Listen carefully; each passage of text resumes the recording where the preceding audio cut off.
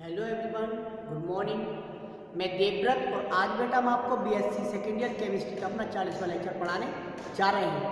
आज का बच्चों हमारा टॉपिक होगा ब्रोंस्टेड-लोरी कॉन्सेप्ट। आज बच्चों हम ब्रोंस्टेड-लोरी कॉन्सेप्ट का जो हमारा रिमेनिंग पार्ट था वो डिस्कस करने जा रहे हैं। आपने देखा था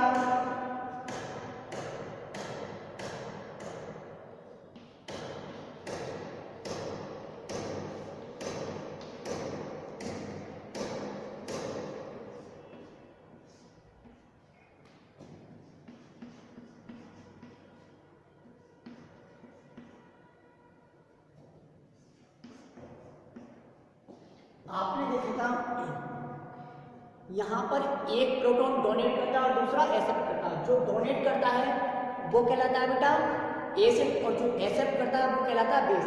यहाँ पे NH3 ने एक प्रोटॉन एक्सेप्ट करके NH4 बनाया, मतलब यहाँ इसने एक प्रोटॉन एक्सेप्ट किया है। जब यहाँ पे अमोनिया ने एक प्रोटॉन एक्सेप्ट किया है इसलिए ये क्या है, एक बेस, ये बेस है। और यहाँ H2 ने एक प्रोटॉन डोनेट किया है इसलिए एसिड। अब इसके जस्ट अपोजिट रिएक्शन देखिए, बैकवर्ड रिएक्शन। यहाँ पे NH4 एक प्रोटॉन डोनेट करके NH3 बन गया। यहाँ OH एक H आयन की प्रोटॉन एक्सेप्ट करके H2 बन गया। इसका मतलब इसने प्रोटॉन डोनेट किया है ये एसिड और यहाँ ये बेस हो गया। अब ये सेम है, ये सेम है। तो बेटा बेस यहाँ पे बेस ये, तो नाम क्या लिखेंगे, ये बेस बेस का ये कंजुगेट एसिड है, कंजुगेट एसिड। ये एसिड तो ये इसका कंजुगेट बेस है। कंजुगेट सब क्या जाता है, क्या जाता है बेटा, कंजुगेट। ये इसका कंजुगेट बेस,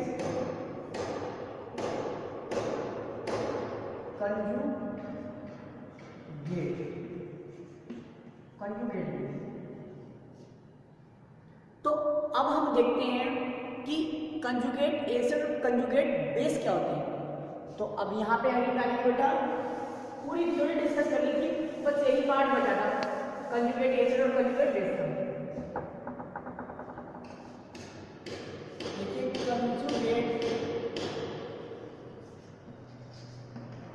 एसिड और कंजुगेट बेस, या हम कह सकते हैं बेटा कंजुगेट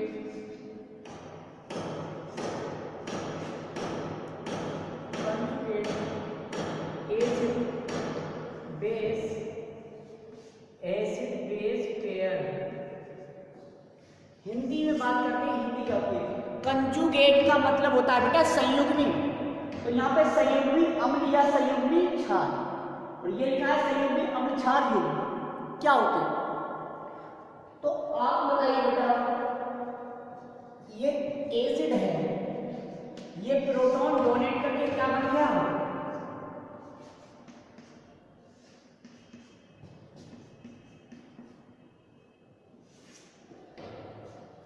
ये एसिड है। अच्छा इसी प्रकार ये बेस है, ये क्या है, बेस, ये है बेस।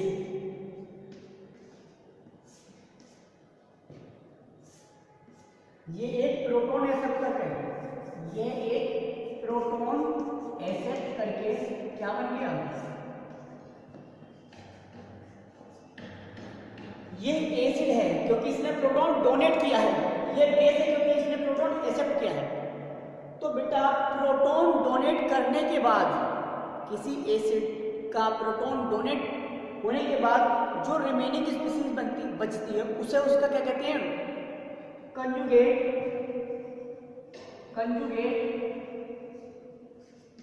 Base, conjugate base. सोचिए बेटा, यहाँ पे एसिड इसलिए है क्योंकि यहाँ पे प्रोटॉन डोनेट कर रहा है। अब यहाँ पर प्रोटॉन डोनेट किया तो इसके पास नेगेटिव चार्ज आ गया। अब नेगेटिव चार्ज आ गया इसके पास, तो यहाँ पे इसे फिर से दोबारा किसकी, पॉजिटिव वाले की भूख होगी, इसलिए प्रोटॉन दोबारा से एक्सेप्ट करना चाहेगा। जब एक्सेप्ट करना चाहेगा तो ये बेस की तरह ट्रीट करेगा, बेस की तरह बिहेव करेगा, इसलिए ये कहलाएगा कंजुगेट बेस। सेम यहाँ पे ये बेस है, ये बेस है बेटा। प्रोटॉन डोनेट करने के बाद में ये क्या हो गया, ये प्रोटॉन क्योंकि एक्सेप्ट कर रहा है, सॉरी, इसलिए ये बेस है। लेकिन हम ये कहें जब प्रोटॉन इसने एक्सेप्ट कर लिया उसके बाद ये क्या करना चाहेगा, प्रोटॉन डोनेट करना चाहेगा। तो यहाँ पे ये प्रोटॉन डोनेट करना चाहेगा तो यहाँ पे ये एसिड की तरह बिहेव करेगा। देखिए एसिड की तरह बिहेव करेगा, पार्ट किसका है, बेस का, इसलिए क्या नाम आ जाएगा, कंजुगेट। क्या आ गया बेटा, कंजुगेट। क्या शब्द आ गया, कंजुगेट। वर्ड आ गया बेटा कंजुगेट। यहाँ पे देखिए आप केवल शब्द आ जाएगा कंजुगेट। कंजुगेट, कंजुगेट कैसे, ये दोनों एग्जाम्पल देखिए। अब जरा डेफिनेशन लिख देते हैं, क्या लिख देते हैं बेटा, डेफिनेशन।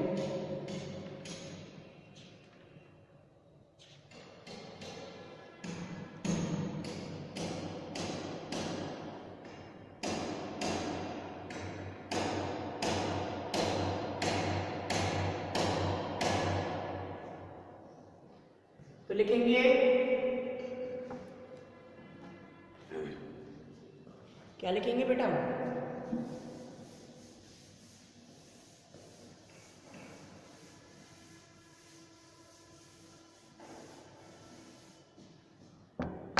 लिखेंगे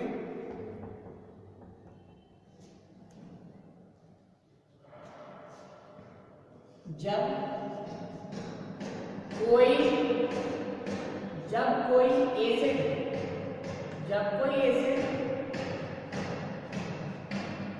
अपना प्रोटॉन डोनेट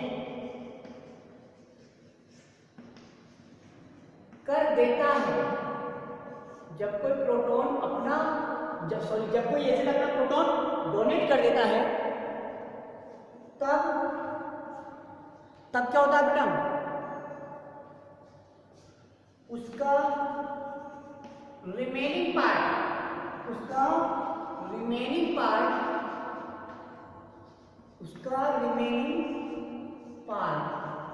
उसका बचा हुआ बेटा भाग, उसका बचा हुआ भाग भी प्रोटॉन एक्सेप्ट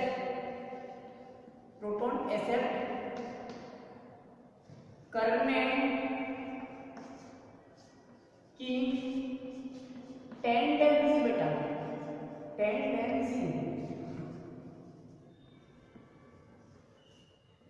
रखता है। प्रोटॉन डोनेट करने के बाद जो रिमेनिंग पार्ट होगा उसमें भी क्या आ जाएगा, उसमें भी प्रोटॉन की कमी आ गई, तो अब उसका भी मेजर क्या हो गया, प्रोटॉन एक्सेप्ट करने का। तो प्रोटॉन एक्सेप्ट करने वाले तो क्या कहलाते हैं बेटा, बेस। डोनेट करने वाले एसिड। तो पहले तो ये एसिड की तरह बिहेव कर रहा था जब तक इसने प्रोटॉन डोनेट नहीं किया था, लेकिन प्रोटॉन डोनेट करने के बाद अब जो बचा हुआ भाग है उसमें प्रोटीन की कमी हो गई, अब उसमें प्रोटॉन एक्सेप्ट करने की टेंडेंसी होगी, और प्रोटॉन जो एक्सेप्ट करते हैं वो बेस कहलाते हैं। तो यही लिखा है, एक्सेप्ट करने की टेंडेंसी रखता है, एक्सेप्ट करने की टेंडेंसी रखता है। इस तरह बेटा ये क्या कह सकते हैं, इस तरह ये है, किसकी तरह ट्रीट करता है, इस तरह ये है एक बेस की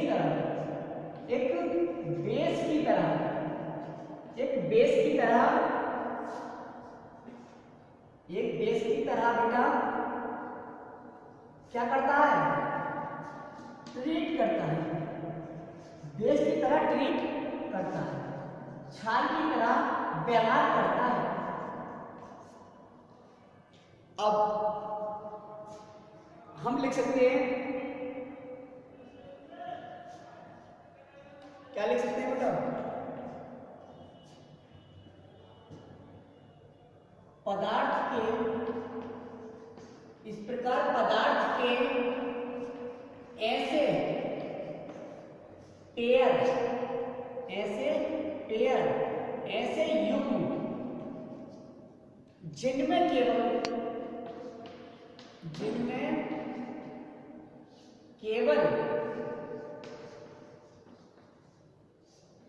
एक प्रोटॉन का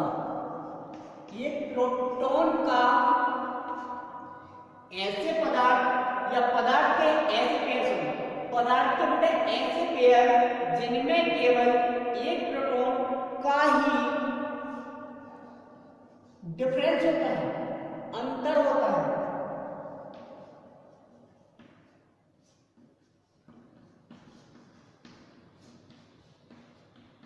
क्या कहलाते हैं?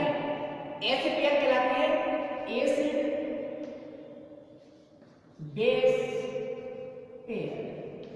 ऐसे पेयर एसिड बेस पेयर कहलाते हैं। हो गया? ऐसे पेयर एसिड बेस पेयर कहलाते हैं। जैसे हमने एग्जांपल में दिखाया था, HCl प्लस H2O देखा हमने,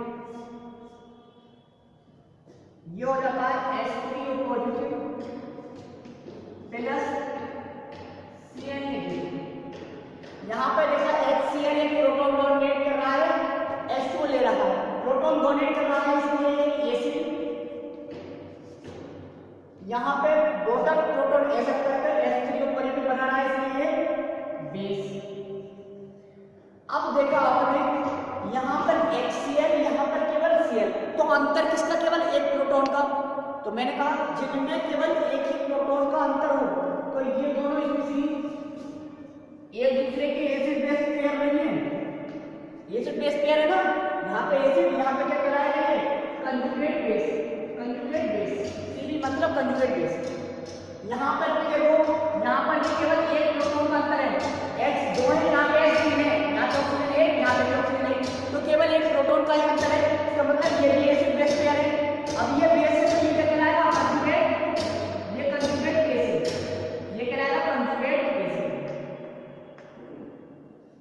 तो इन युग्मों को हम कहते हैं एसिड बेस पेयर, इन पेयर्स को। ठीक है, हो गया। अब देख लेते हैं बेटा हम इस थ्योरी की लिमिटेशंस, कि आखिर इस थ्योरी में ऐसा क्या कमी रह गई जिसके कारण नई थ्योरी हमें देनी पड़ी। यदि बेटा ये कंप्लीट थ्योरी होती तो दूसरी थ्योरी आती ही नहीं, दूसरी थ्योरी आती ही नहीं।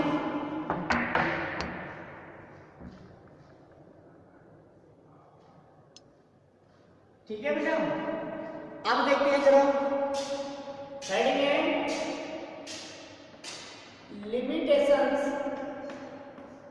Limitations of Bronsted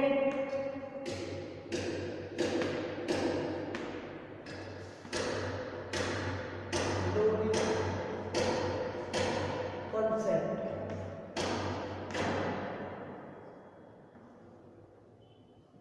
limitation of Bronsted Lowry concept, अर्थात ब्रोंस्टेड-लोरी परिकल्पना या संकल्पना की सीमाएं।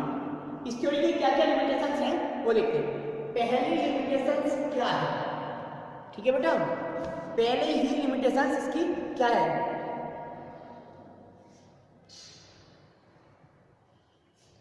पहली कमी इसमें यह है कि यह थ्योरी केवल उन्हीं केमिकल रिएक्शंस को एक्सप्लेन कर पाई जिनमें प्रोटॉन एक्सचेंज रिएक्शन होती है, जहां प्रोटॉन एक्सचेंज रिएक्शन होती है।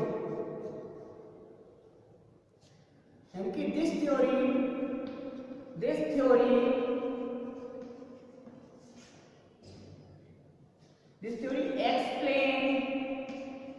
theory explain only those acid base reactions, this theory explain only those acid base reactions in which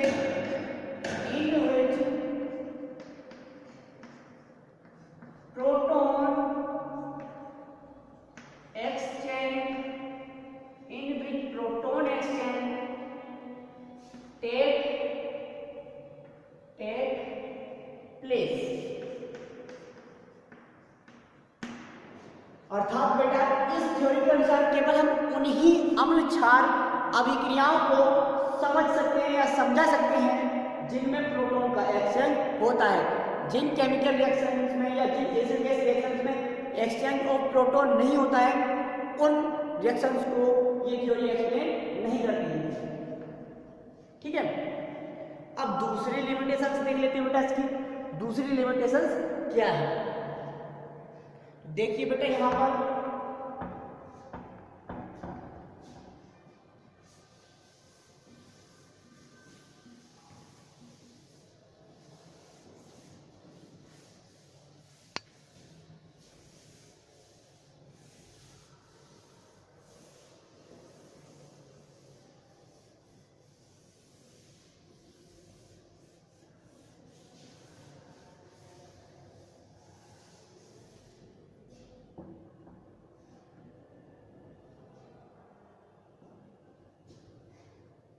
क्या लिखेंगे बेटा? दूसरी थ्योरी की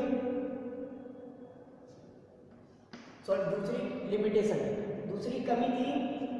दिस थ्योरी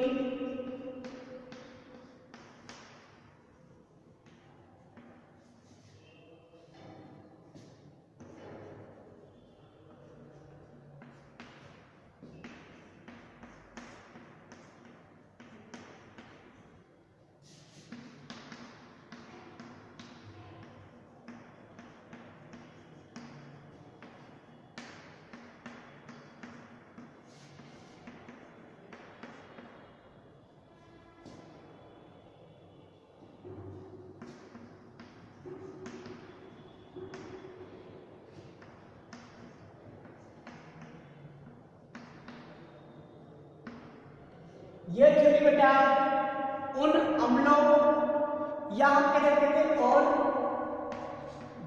बेसिस क्षारों को, ये थ्योरी उन अम्ल तथा उन क्षारों को एक्सप्लेन नहीं कर पाई, समझा नहीं पाई जिनमें प्रोटॉन नहीं थे। प्रोटॉन होगा तब ये थ्योरी बताएगी ये एसिड है या ये बेस है। यदि प्रोटॉन नहीं तो इस थ्योरी का कोई अस्तित्व नहीं। तो ये दो मेजर लिमिटेशन इस थ्योरी में देखने को हमें मिली। अच्छा, इस थ्योरी में एक नोट वाली बात लिखनी होता है, नोट करके पॉइंट लिखो। आपने ये देखा आर्हेनियस थ्योरी ये बता देती कि जो जलीय विलयन में H आयन देते हैं वो एसिड्स, लेकिन यहाँ पे क्या, यहाँ पे हमने ब्रोंस्टेड लोरी कॉन्सेप्ट में ही ये देखा कि जो प्रोटॉन डोनेट करते हैं बेस। इसका मतलब तो सभी नोट में लिखिए, सभी यानी ऑल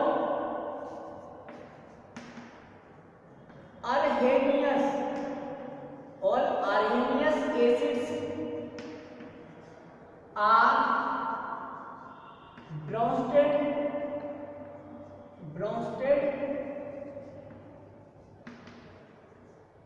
Bronsted Lowry acids,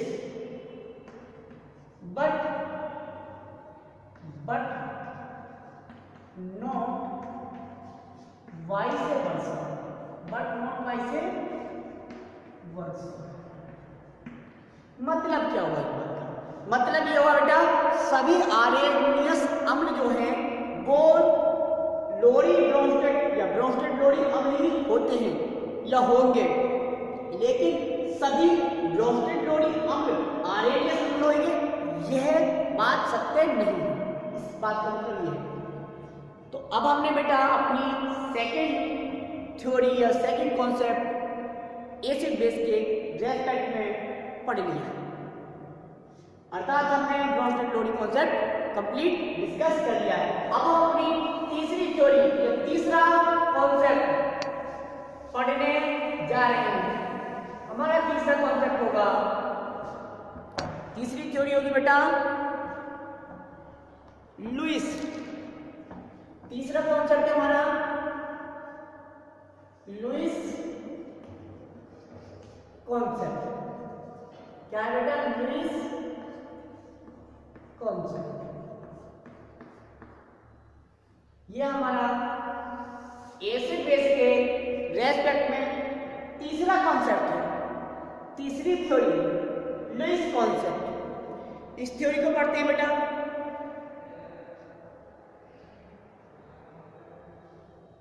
तो बेटा आज के लिए बस हम इतना ही रह लेते हैं, लुईस कॉन्सेप्ट कल पढ़ेंगे। Thank you very much.